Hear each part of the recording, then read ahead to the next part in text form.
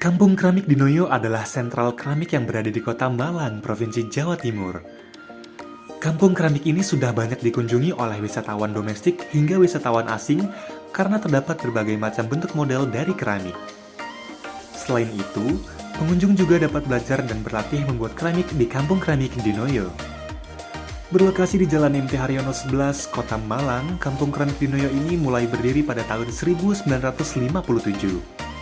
Mulanya, masyarakat di Noyo memproduksi gerabah yang digunakan untuk perlengkapan rumah tangga tradisional. Namun, seiring berjalannya waktu, masuklah keramik yang berasal dari negara Cina ke Indonesia. Keramik Cina telah membawa pengaruh pada produksi gerabah di Indonesia, terutama di Kota Malang. Masyarakat di Noyo mulai membeli bahan-bahan yang digunakan dalam pembuatan keramik dari Cina tersebut, yang kemudian dipadukan oleh bahan-bahan keramik lokal oleh masyarakat di Noyo. Perpaduan kedua bahan tersebut melahirkan berbagai jenis keramik seni porselen dan terdapat akulturasi budaya pada pembuatan keramik tersebut. Selain itu, terdapat kreativitas dari para perajin keramik yang diantaranya memberi warna baru dalam keragaman produksi keramik.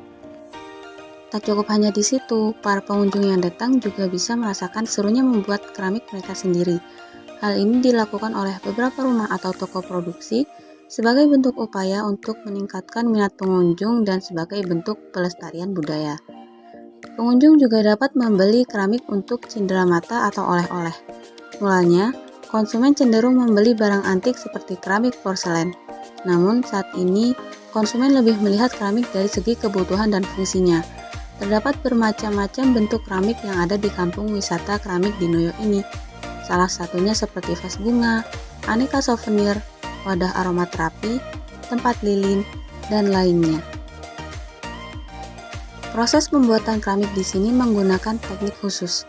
Langkah yang pertama, kita harus mengambil tanah liat khusus yang sudah dicampur dengan air untuk disaring supaya menjadi lembut. Yang kedua, tanah liat yang sudah lembut dibawa ke ruang percetakan.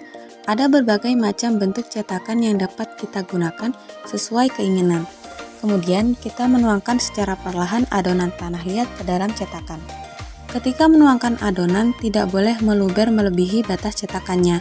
Setelah itu, kita masukkan kembali adonan yang menempel pada cetakan. Setelah selesai semua, kita menunggu cetakan yang tadi hingga mengering.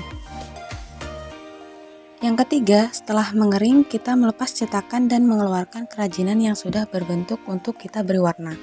Namun sebelum itu, kita harus merapikan pinggiran kerajinan kita yang terlihat kurang rapi menggunakan pisau tipis. Yang keempat adalah tahap pewarnaan. Dalam tahap pewarnaan ini menggunakan cat khusus untuk ornamen keramik. Kita juga dapat mewarnai kerajinan kita sesuai dengan imajinasi dan keinginan. Yang terakhir, setelah proses pewarnaan, saatnya proses pembakaran. Untuk pembakaran keramik ini menggunakan oven khusus untuk keramik. Tujuan dari pembakaran ini adalah agar keramik semakin kuat dan tidak mudah retak, juga tidak mudah pecah.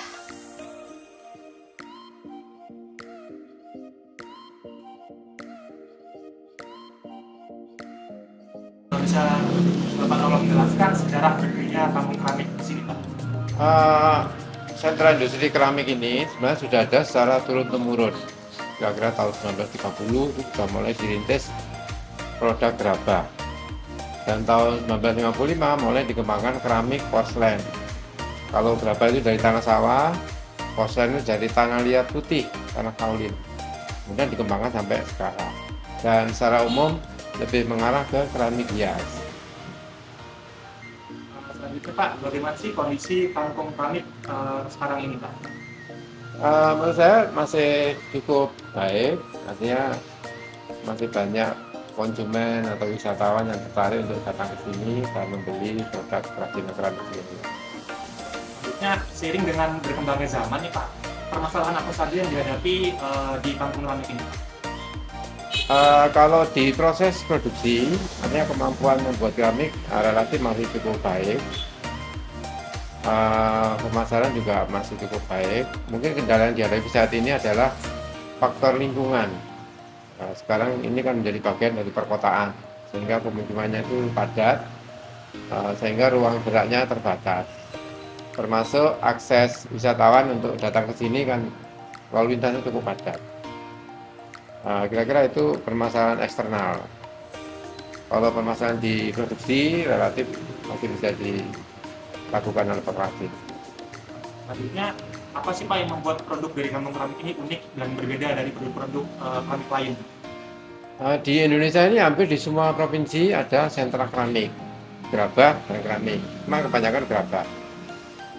Malang termasuk keramik yang mengarah ke porselen, tanah liat putih. Sehingga di sini produknya lebih mengarah ke tampilan biru putih, karena bodinya putih, kemudian dekorasinya biru. Dan bahan baku yang dibutuhkan sebagian besar tersedia di sekitar Jawa Timur. Lalu untuk selanjutnya, berapa banyak sih Pak produk yang dapat dihasilkan dalam sebulan di kampung keramik ini? Rata-rata mungkin ya sekitar 2.000 sampai 2.000 buah per bulan ya pengrajin. Selanjutnya, apakah kerajinan di kampung keramik Dinoyo ini mengalami atau mendapat pengaruh dari budaya-budaya lain Pak?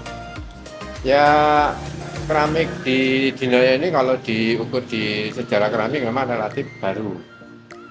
Tetapi produk benda-benda dari tanah liat itu memang sebenarnya sudah sejak nenek moyang kita terkena bentuk tanam sudah membuat barang dari tanah liat. Pengaruh dari budaya lain biasanya dari kecenderungan selera konsumen. Di awal-awal dulu banyak konsumen mengendaki keramik-keramik corak antik. Biasanya keramik corak antik kan identik dengan hiasan-hiasan naga.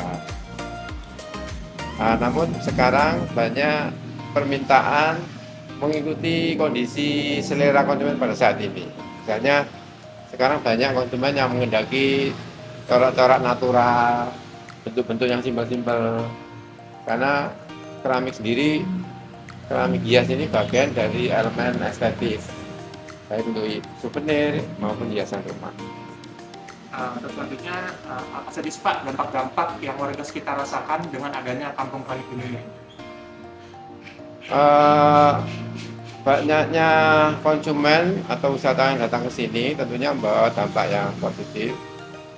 Di situ juga banyak masyarakat yang akhirnya tertarik untuk membuka usaha, baik itu jualan makanan, minuman, termasuk membuka toko berjualan keramik. Maka di sini sebagian produksi keramik, sebagian juga ada yang berdagang saja. Dan untuk pertanyaan terakhir nih Pak, apa harapan Bapak ke depannya untuk kampung keramik Dinoyo ini? Harapannya saya sendiri satu sisi keramik sebagai sumber pendapatan ekonomi, sisi yang lain saya dan teman-teman ini punya tanggung jawab untuk supaya keramik ini tetap lestari, khususnya keramik Dinoyo.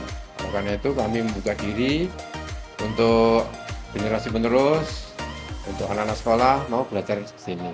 Karena itu kampung ini kami konsep menjadi kampung wisata sebagai destinasi wisata, dan anak-anak muda di sini kami beri kesempatan untuk mengelola kunjungan paket edukasi keramik.